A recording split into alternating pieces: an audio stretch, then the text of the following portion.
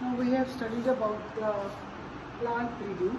Next we'll be studying about the wheat and rice. Now the production of wheat and rice increases due to the semi-dwarf varieties. Dwarf varieties means which are short in size. Norman E. Borlaug is the scientist who developed semi-dwarf varieties of wheat at the International Center for Wheat and Maize Improvement in Mexico. Now, semi-dwarf rice varieties, they were derived from IR8 and Tachung Native 1.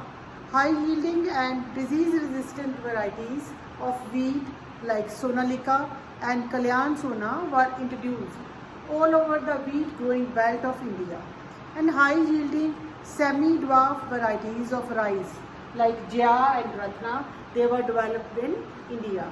So these are the high yielding varieties of wheat and rice.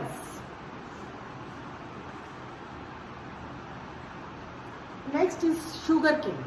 The scientific name of sugarcane is Saccharum barberi, which is generally grown in North India. Now the characteristics of this sugarcane is that it has poor sugar content and yield. And Saccharum officinarum, which is grown in South India, it had thick stems and higher sugar content, but it did not grow well in the North India. So these two species were successfully crossed to get sugarcane varieties with high yield, thick stem and high sugar content and their ability to grow in North India. So by crossing these two varieties, new variety was produced which was able to grow in North India. Next is the millets. Now hybrid maize, jowar, bajra, they have been successfully developed in India, and several high yielding varieties which are resistant to water stress are released.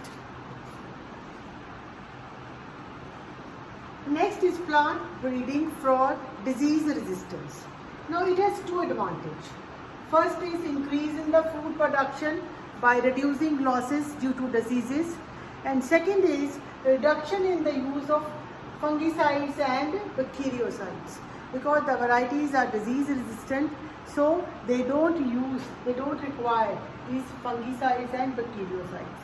Now resistant of the host plant, it is the ability to prevent the pathogen from causing disease and is determined by the genetic constitution of the host plant. Now before breeding, it is important to know the causative organism and the mode of its transmission. I mean, the person or the scientist, they should know about the causative organism and the mode of its transmission. This slide shows the name of the disease and the causative organism. For example, white rust of mustard, it is caused by a fungus. Brown rust of wheat, causative organism is fungus. Red rot of sugarcane, smut disease, late blight of potato, they are caused by the fungus. Now some bacterial diseases are the bacterial rot of crucifers, blight of rice, citrus canker, they are caused by the bacteria. And some viral diseases are the tobacco mosaic, turnip mosaic, potato mosaic, they are caused by virus.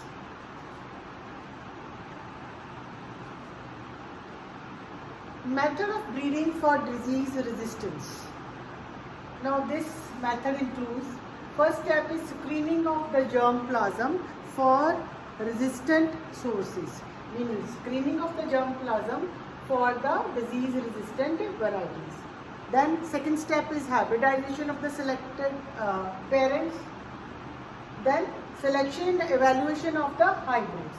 Hybrids are selected for the presence of the particular or the desired character. Then last step is testing and release of the new varieties. They are tested for the presence of the desired character and then they are used for the commercial purpose. This table shows the crop variety and they are resistant to the disease. Wheat, name of the variety is Himgiri and it is resistant to leaf and stripe rust and heelbun. Brassica variety is Pusa swarming and it is resistant to white rust. Cauliflower, Pusa shubra and Pusa snowball K1. They are resistant to black rot and curl and blight black rot. Cowpea, Pusa komal, bacterial blight. Chili, Pusa sadabahar, chili mosaic virus, tobacco mosaic virus and leaf curl. So these varieties of crop, they are resistant to these diseases. Now next is mutation breeding.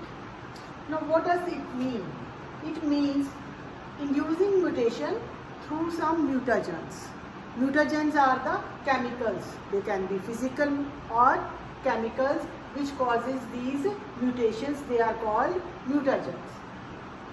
First step is screening the plant material for the disease resistance. Then multiplication of these selected plants for direct use or for use in the breeding experiments. Then hybridization of the selected plant material, selection of the disease resistant plants, testing and release of a variety. For example, in mung bean, it is resistant to yellow mosaic virus and powdery mildew were induced by the mutations. You must have seen the steps are same as used in the plant breeding experiments.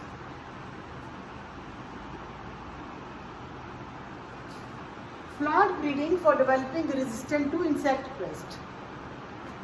Insect resistant in host crop plants may be due to morphological, biochemical or physiological characteristics.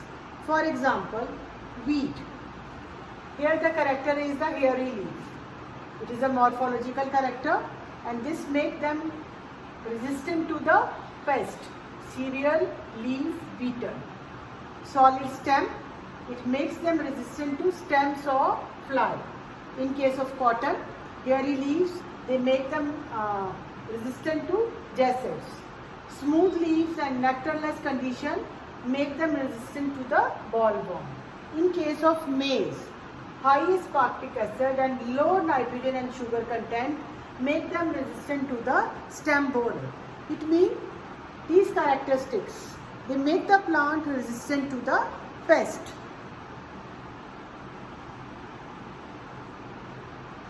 Breeding methods for insect pest resistant involve: first step, collection of variability or the germplasm collection. Then second is the evaluation and selection of the parents. Then hybridization of the selected parents. Selection and testing of the superior recombinants. Then testing, release and commercialization of the new cultivars. So the steps are same whether it is for disease resistant or pest resistance. Now sources of resistant genes. It could be the cultivated varieties, germplasm collection of the crops or the wild relative species. So resistant gene, the germplasm, it constitutes the domesticated varieties as well as the wild varieties.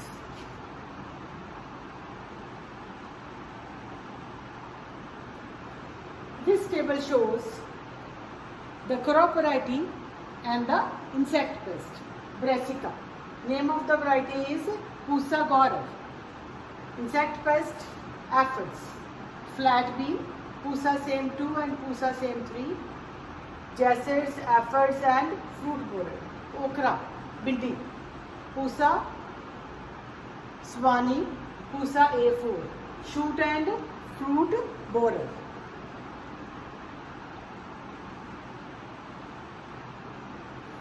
Plant breeding for improved food quality. We all know if our diet is lacking essential micronutrients, particularly iron, vitamin A, iodine and zinc, it increases the risk of disease. It reduces the lifespan and reduces mental abilities. So plant breeding for improved food quality is done by biofortification. Biofortification. Now what is biofortification? In this method, crop breeding is done on the basis of the higher level of vitamin and minerals or higher proteins and healthier fats. So this method is called biofortification.